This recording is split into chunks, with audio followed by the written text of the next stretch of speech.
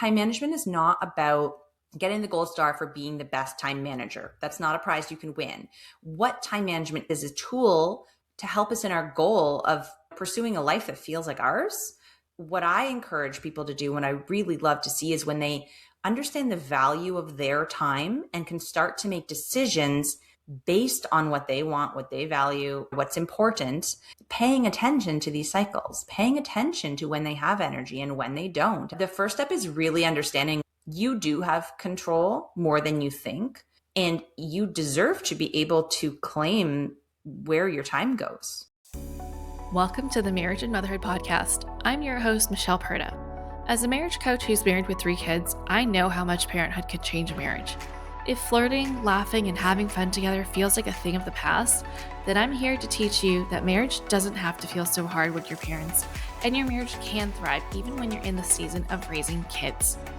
Whether you're in a good place in your marriage and you just want to continue growing together, or you're wondering if you even like your spouse anymore, this podcast has something for you.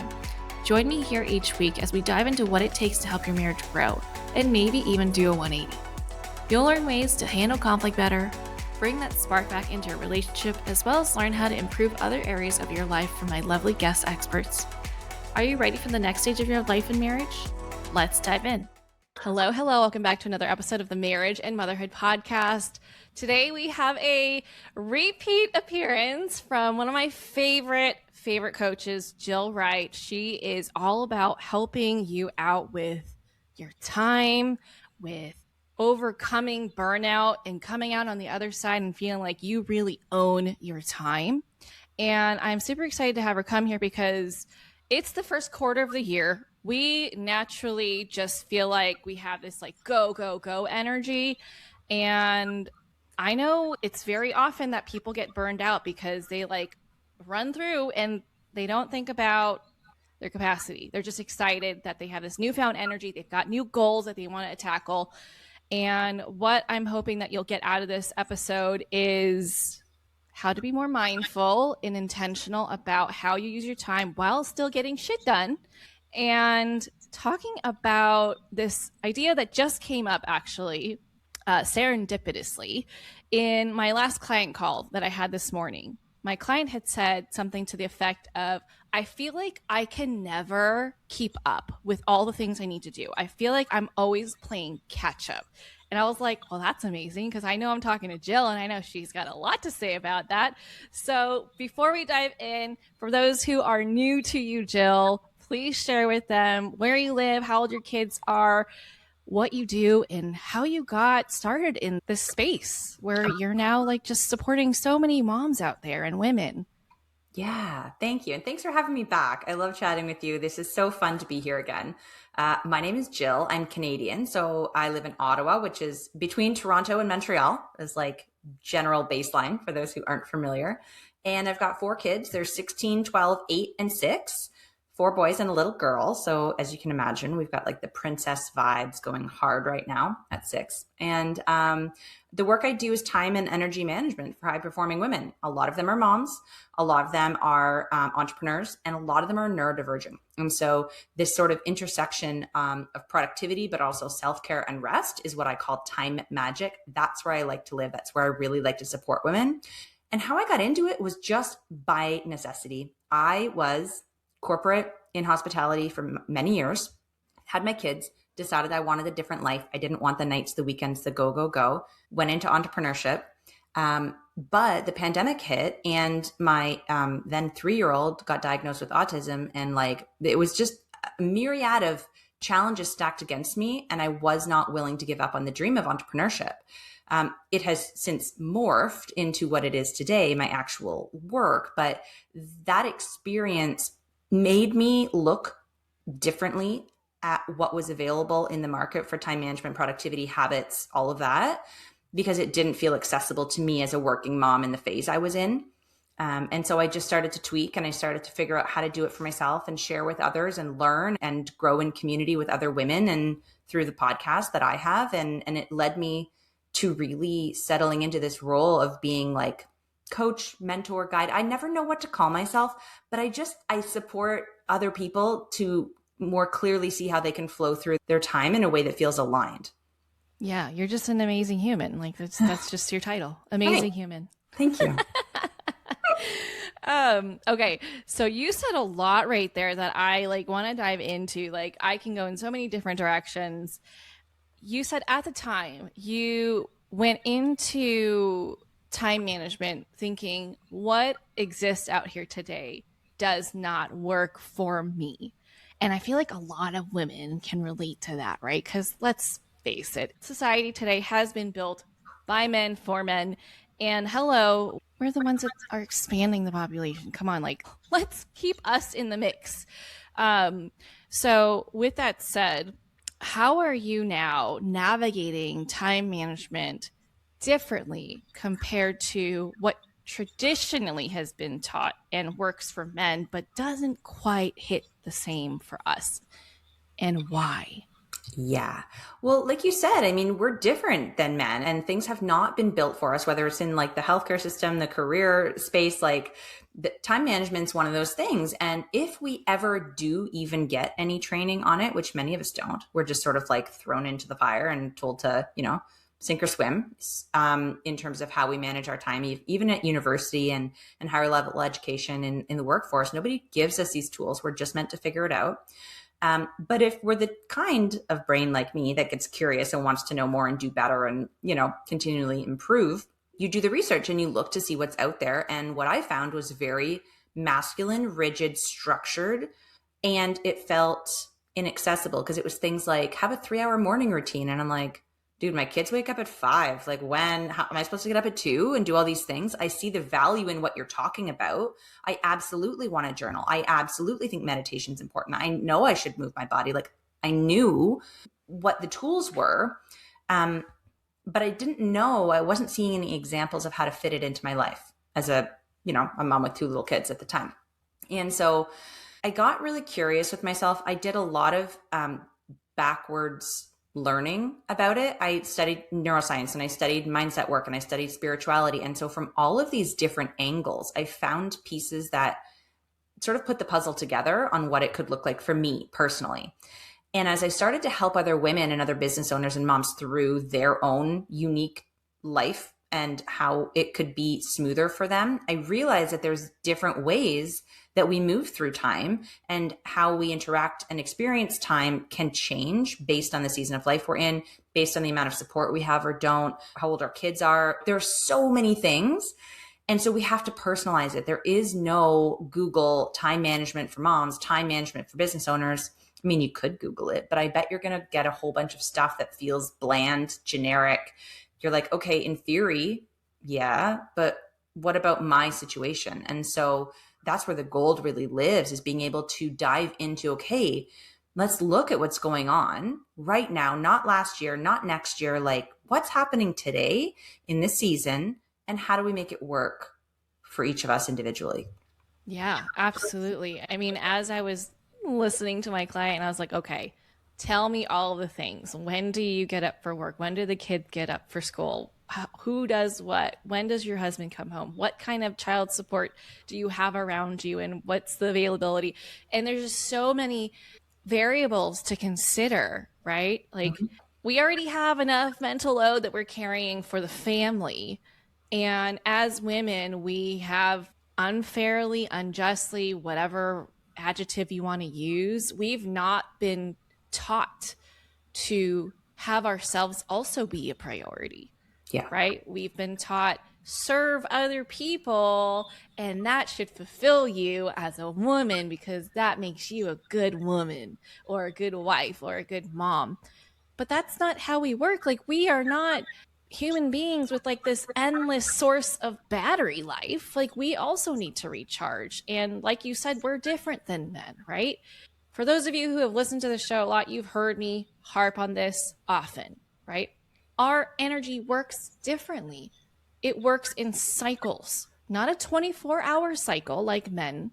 It works on a cycle like your menstrual cycle. Okay? So like in any given phase that you're in, or if you don't have a period, then maybe it's the moon, right? You're going to have waxing and waning levels of energy. And we need to honor that. Otherwise, we're just going to fill ourselves with guilt and shame for not quote unquote being enough or doing enough, right? We're going to compare ourselves. And that's a very slippery slope to go down. So, how do you, or first of all, have you ever experienced the, I don't know, unhealthy, unwanted, negative talk within yourself that's like, you're behind? No, never. Not me. I've got it all figured out, Michelle. Literally yesterday morning, I had to catch myself because I said out loud, I don't have enough time to do everything that I need to get done because I'm going away on Monday or Tuesday and I'm not ready. And my affirmation that I say every morning is I have all the time and energy I need to do everything I want to do. And sometimes you still feel the pressure of real life. Sometimes you still get in your head, right? Of course. And it's not the goal of perfection or like toxic positivity to pretend like we're going to be always joyful about how we spend our time, because that's not reality. Like you said, we have these cycles.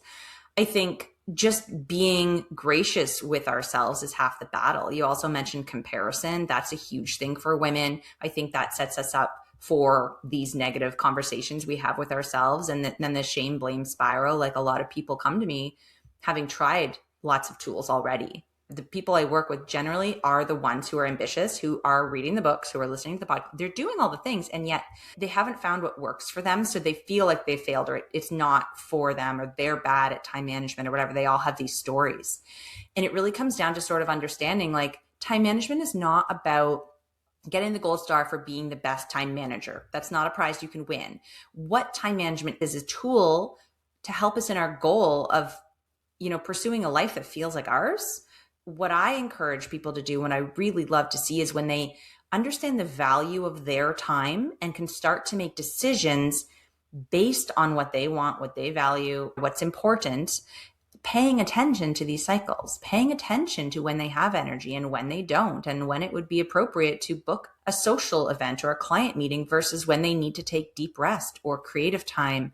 And not everyone has a schedule that allows for that level of flexibility. And there are ways that we can sort of still claim autonomy on our time, no matter what your schedule looks like. Trust me, I've seen thousands of schedules and there's always a way. But the first step is really understanding you do have control more than you think. And you deserve to be able to claim where your time goes, Yeah. As I'm listening to what you're saying, I'm like getting this visualization of like a spring. Right? It's like without you retracting back into yourself. So giving back to yourself, being intentional about your decisions, owning your decisions, not living in reaction to everything else, but really like, this is what's best for me in this moment, in this season. Like when you're able to do that, can you imagine how a spring works when you pinch it in towards each other and you let go? What happens? It's got all this momentum. It's got all this energy to take action, to spring forward. But if we stay stretched out, we've all seen the slinkies that our kids play with, okay? They get stretched out and it's like, it's got no bounce back, right? Not to say that we can't get back to our original form, but we need to withdraw sometimes to go faster or make any movement forward. Yeah. I always like to offer the reframe of rest as a productivity tool. Yes. Right? Like if we can simply allow ourselves permission, especially as women, we just have this heavy cloak we wear that's like, you have to keep going, you can't rest, and you just have to push through, and your time will come later when the kids are grown or whatever, right? The hustle and the expectation that we put often on ourselves. It's like, if we could just give ourselves permission to rest when our body and our mind and our spirit tells us we need to, like first being able to listen, get quiet and listen to that voice, but really honor it, because when you do, you come back way more energized, way more productive, way more present. And not only do you feel better having done it, but you accomplish more, or you accomplish what you needed to in a shorter amount of time, therefore freeing up time for whatever you want. Yeah. I recently upgraded my smartwatch. I have a Garmin watch, and it'll tell me my body battery based on how I've slept, based on all the things that I'm doing. It's tracking my different metrics and stuff. And I noticed I've gotten a lot better about this. Like when I am feeling run down, I will lower my expectations of myself and just kind of do the bare minimum, right? Like what is the minimum viable product for where I'm at right now? Yeah. And I'll notice that like when I do that, let's say like, okay, I just need to like sit down for like 20 minutes and I'm going to read, I'm going to listen to music or do whatever. It will literally tell me, oh, +5, +10. Taking that break helped you get more energy. So it's like, we are just like our phones in that sense. Yep. Right? You can use. And then when it gets down to like what, 10% or less, it's going to be like, oh, we're going to go into battery saving mode. You're going to have less features. We're going to dim the screen down. Your capacity and your ability to do things drastically decreases, right? Our ability to have healthy conversations, our ability to be patient, our ability to be present, fun, all the things that you love and strive to be most times of the day, those are shut off now. Those are not available to you. They're behind some hidden wall because you have run yourself down to depletion. And now, what do? You have the choice. Keep running yourself into the ground, get yourself sick, or recharge. I have two things that I want to share that I think could be really helpful. The first one is when we recognize that we're in this sort of low energy state, but things still need to get done. At the beginning of the day, you can split your to-do list into two. One can be like the bare minimum, the low energy list, which has maybe one thing or two. And then you've got your high energy list, which has more things that if you have the energy throughout the day, you can accomplish maybe more on your list. But at least if it's a low energy day and you can do that one or maybe two things that are on the low energy list, you've completed your to-do list. You know what I mean? Mm-hmm. So having a low energy to-do list on a day where you might, and if we track our patterns, we'll know when they're coming, right? Sometimes they surprise us, but if we kind of get a sense of like, might I have a low energy moment or a low energy day, and just allow the list to be reflective of that and that be okay. The second thing I want to offer is this, and I might have shared this concept with you before on the previous episode that I came on, but this idea of time confetti, where we have moments throughout the day, right? Use these pockets of time, these 5 and 10 minute pockets for rest or self-care throughout the day. Because what happens is when we're going through, if we sort of like think about baseline, right?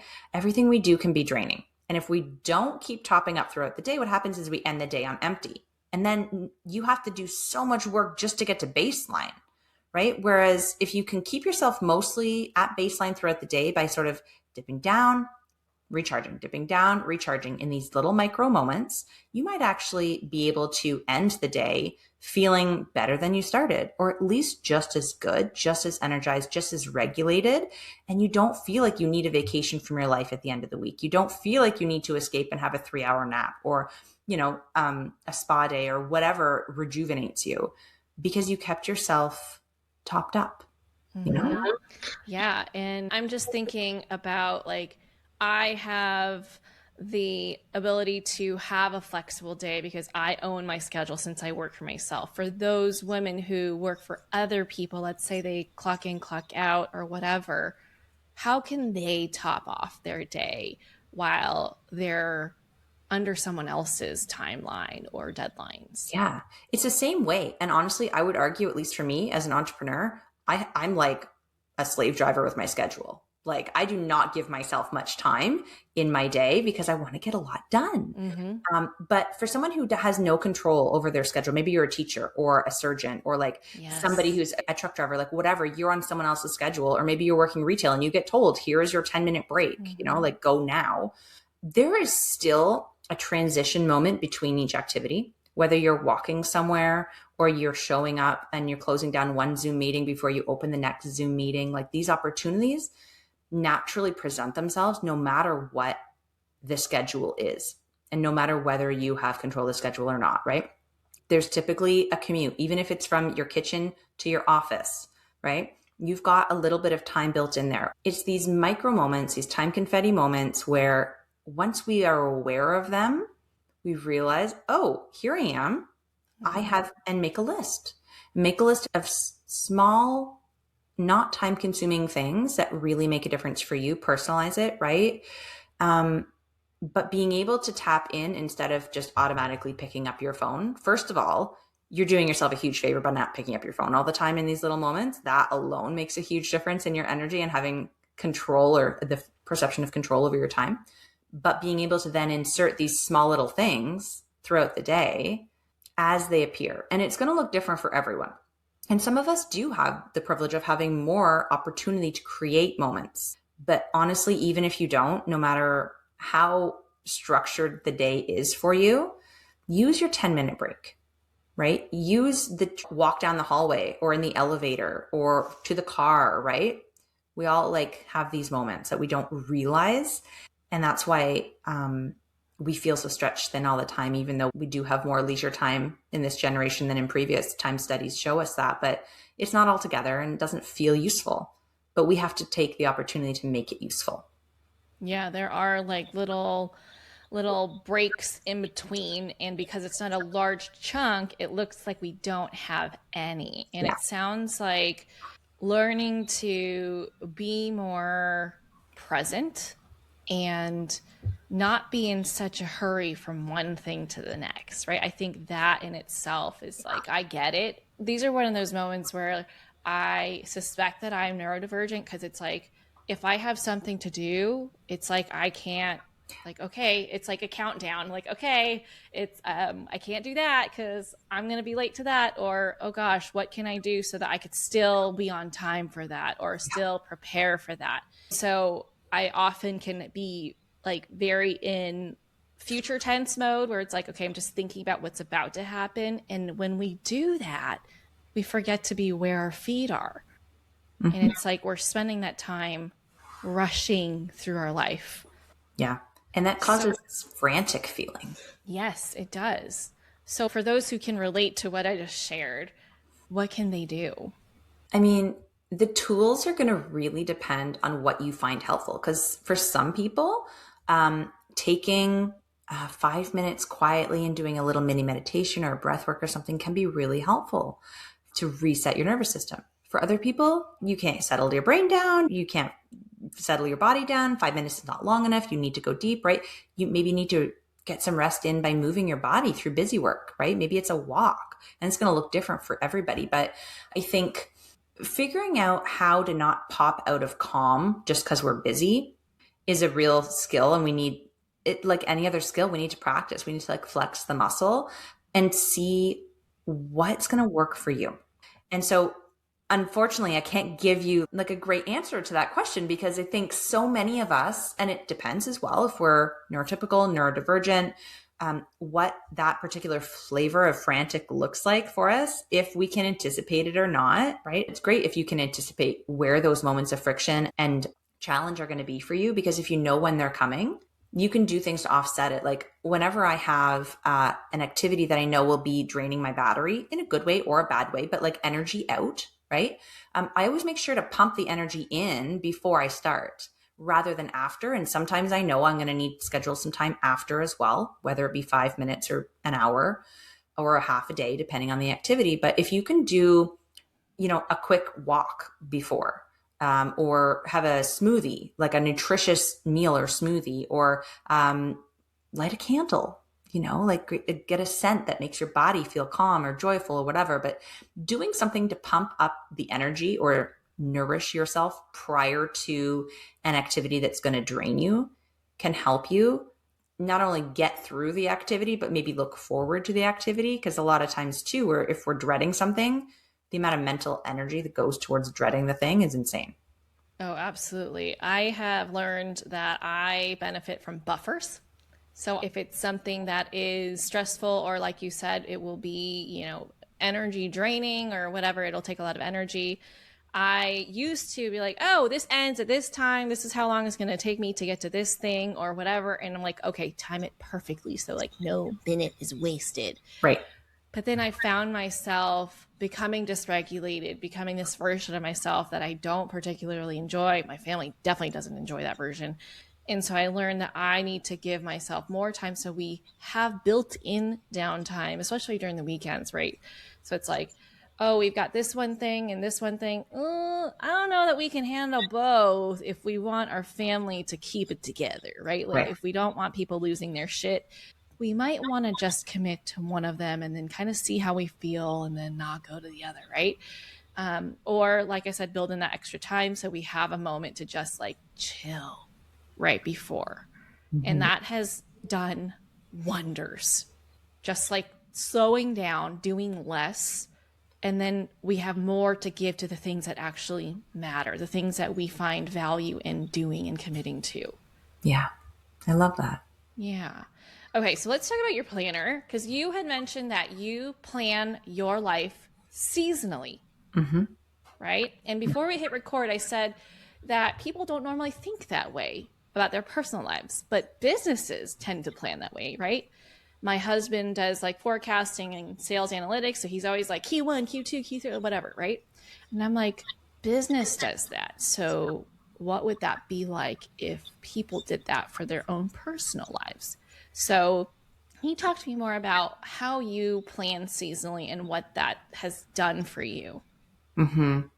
It's opened up this space in my mind about how I look through time. Because before I would make even just an example of like making a New Year's resolution, right? You make the resolution in January, you feel committed to it all year, whether or not it still aligns in September, whether or not it still feels realistic, if you still want it, like you feel locked into something and you feel like you failed if you didn't, because the time period was so long. You didn't consider how you might change during that time, right? And the seasons don't need to be necessarily 90 days like the planner is. But when we're thinking about our lives in these seasons, think about how different it is, especially as a young mom, how quickly the milestones happen. Like, oh my gosh, now they're eating. Oh my gosh, now they're moving. Okay, now we're toilet training. Great. Now they're in preschool and we have to navigate like a whole other thing. Now there's friendships. Now there's whatever, right? Things move so quickly that you need to constantly adjust how you're doing things in your daily routines, but also in how you get through the week, right? Weekly planning is the thing that I think most of us are missing. And we do a daily to-do list, right? We do this, okay, here's what's going on today. And I have a daily to-do list too. I think they're very important, but we don't live our lives in days. We live our lives in the cycle of a week, right? Because there's no average day. There's no typical day. Is Tuesday typical or is Saturday typical? They both look pretty different, but they both happen each week, right? And so being able to look at our next 30 days, 90 days, whatever length of time, really consider what do we want it to be like? It's long enough that we have some time to make a dent in an intention and to align ourselves with a goal. Because I think that's really important if you're being considerate of how you're showing up and what you want your life to be. You have to know what you're aiming for. But it's not too long that you feel locked in and you get the opportunity more frequently to reassess. Is this still important to me? Does this tool still work for me? Do I need to change something? It's an opportunity that's built in more frequently to really check in with yourself. And again, that just goes along with what we were talking about when we first started this conversation about personalizing things and taking ownership of your time, realizing the value of your time. And so when we look at things in a shorter amount of time, it becomes easier to do that. And that's what I really love about it. Yeah, and I mean, I hate being locked into something and like feeling like I am being held to this very rigid thing. Like, I think we should have the ability to be flexible and grow out of things Yeah. and really work towards what feels most aligned for us at any given moment. And I think so many of us lock ourselves into these boxes unintentionally, unknowingly, and we restrict ourselves from making changes because we're like, no, we have to do this or we should be doing this. Yeah. And I love that this 90-day planner allows you to be like, what's right for me in this season? Mm-hmm. And we're constantly changing, right? Whether we're choosing to change or what's going on around us is kind of forcing us to change, right? And our kids are always changing, always. Like, especially the younger ones, it's like they're developing really fast. And it's like, whoa, like my daughter's learning to read and just a couple weeks ago, she was barely reading any sight words. And now I'm like, you know how to pronounce each? Like, what? Okay, cool. And so I love that that honors how life works, especially for women, where we have so many things going on at any given time that we can look forward to, like performances that are like several months away, or down to like the daily grind that we experience, right? If we just go week to week, we're going to feel like we're never getting ahead, or we never feel like we're satisfied with how our system works. Because that's really what it comes down to, right? If you feel like you're constantly playing catch up, it's because something in the system that you have created or maintained of how you do life, it's outdated. It's no longer working for you. Yeah. Let's dive into that, because that brings us back to what your client was struggling with earlier, Yes, right? Like, exactly. how do I get ahead? Or maybe not even get ahead. Maybe that feels too ambitious. Maybe Yeah. you just want to like catch up, Yes. right? And that, I think, is something we can all relate to. And bringing back in sort of the business analogy, like, you need to create a standard operating procedure for your Yes. life and systems that support you. And we need to really build in opportunities for either time to work on the growth edge, like, how do we get ahead? Are we going to carve out 5 minutes a day? Is it going to be 1 hour once a week, whatever? But looking at the next 168 hours, the next week, and like, well, where can I intentionally put this in and protect this time? Or I think another way to do it is create a rain date in your calendar somewhere. So for me, it's like on a Thursday or Friday, I'll block an hour. It's just like rain date. And it's not for anything particular, but it's time that I've buffered out for when life goes sideways and I have to cancel something, or I didn't get to the task, or I know I've got a dedicated time. So I'm not freaking out, right? I'm not like, oh, this isn't going to get done. The day left and I didn't get this thing done on the day I said I was going to. There's some time built in after, just like a catch-all almost, you know? And I think being clear on what is your idea of being caught up, like, when is done, what is done, basically, right? We'll say that in business a lot, like, well, what is done? Is done like you created the presentation, or is done like it's got the notes, the speaker's notes, or is done like it's been proof checked? Like, when is done? When is enough? Because I think many women struggle with that perfectionist tendency of wanting it to be perfect and wanting it to be the best and wanting to put our best forwards, which I think is very honorable and wonderful. And we should, like, there's nothing wrong with that. I'm never here to tear down an overachiever. I think so much of this, like, slow productivity and anti-hustle, like it almost like puts you out. And it's okay to be ambitious and to want to have a lot of things in your life and to not shy away from that go if that's your personality. But we do need to make sure that we're really being intentional about what's important, where are we going to put it in? Do we need that buffer? Is that right for us? These types of ideas. And so being clear on what that looks like for us is the first place to start. Yeah, absolutely. And all of us are different. Like, some of you might have a lot more energy than we do, and some of you might have less. And so there is no like cookie cutter way for us to be like, here you go, this works for every single person. It just doesn't, right? So you have to start taking a look at yourself and like how you're doing life today. Does that feel good to you? Is it sustainable? And I think that's really what's important, is to know if that's still true for you.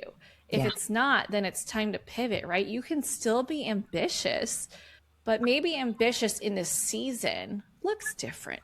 Maybe it's one or two less things. That doesn't mean that come 3 months from now, you can't pick something else back up, right? It's just being real with yourself about how ambitious looks in any given season, and you just redefining and moving the goalpost, right? No one's trying to take that away from you.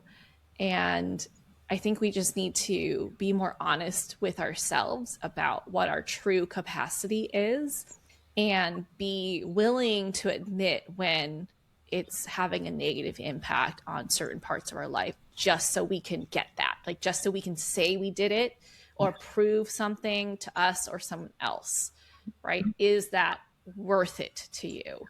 Yeah. And it's often easier to see that in black and white, pen to paper, than it is on a digital calendar. Mm-hmm. And that's one of the things that I really like. I've always been a paper planner type of person. I like being able to write things out. I love whiteouts. Like my favorite tool in the office is a whiteout pen, right? But when you're busy, and you're just getting a ping of the next thing, that a reminder like, oh, don't forget, in half an hour you got this, and here's the link. And when you don't take the opportunity to look at if you're overscheduled, or like, where is your white space? Is there any? Have you overscheduled yourself? Is this all important? When you're not taking the opportunity to do that on a pretty consistent basis, you have no idea where your time's going. And you're just kind of like in a canoe in the water being like taken down with the rapids. Whereas if you can sort of take yourself off to the side for a minute and get the lay of the land, you're going to be able to navigate, even if you can't change the week. You overscheduled it. Oops, now we have to deal with it. But at least if you know what's coming, you can flow through in a less dramatic way. Oh, I hear that. Yeah. All right. So for those of you who haven't seen and you're watching on YouTube, this is the planner. It's pretty awesome. She has fun goodies that come with it. Stickers, even confetti to be the time confetti. It's so special. So if you are interested in learning more from Jill, go check her socials out. Can you please share with the listeners where to find you? Yeah. I'm on Instagram and Facebook, Energy and Hours. Oh, and Substack. That's my new favorite spot to be. I really love the opportunity to dive a little bit deeper in long form content. And my website is my name, jillwright.ca, because I'm Canadian. So there's a bunch of freebies over there. I have an ADHD freebie. I've got a quiz that's really fun to help you sort of nail down what is your time style right now. So that's a really good place to start as well if you're just looking to dip your toe into maybe picking up a tool or two. Yeah. And then definitely go check out her planner so that you can see how it can benefit you. I love how it's been sectioned out. It's not even dated. So if you're like me and you're like, sometimes you're on a roll with following a planner and then sometimes life happens and you drop out, you don't have the guilt of like, oh, look at all those pages I am now wasting. Right? Money down the drain. And I really love how you have like organized this down to like tracking your energy level, your moods, your menstrual cycle. And then I've got the moon too, because that's what it is. I am highly impacted by the lunar cycle. So we all are. Yeah. Right? Like we're made mostly of water. So that's not very surprising. So yeah, so she has the ability to track what moon cycle we're in, your menstrual cycle, where you're at with that. I think it's awesome. So go check that out. Go follow Jill. She's amazing. I love her emails are great. Her content is fantastic. I think everyone can benefit from following her and learning from her. So if you liked what she said, please go connect with her. Let her know you found her from here in the show, Marriage and Motherhood. If you know someone that could benefit from listening to this episode, please share this with them. Better yet, tag us in your stories on Instagram so we can give you a shout out. And if you love this show, thank you so much for being here and listening to the show. Please consider leaving a rating and review on Apple Podcasts or Spotify. That's what helps the show grow and helps more women like you get the help that they need. And until next time, I'll catch you back here on the next episode. Bye. That's it for this episode. I hope you enjoyed it as much as I enjoyed making it. If you did, please send me a message over on Instagram at Michelle Purta Coaching to let me know what you loved most about it. Hearing from my listeners is my absolute favorite. And if you've been loving this podcast, please leave a rating and review. This will help people like you find the show and get the help they need. Catch you here on the next episode. Bye.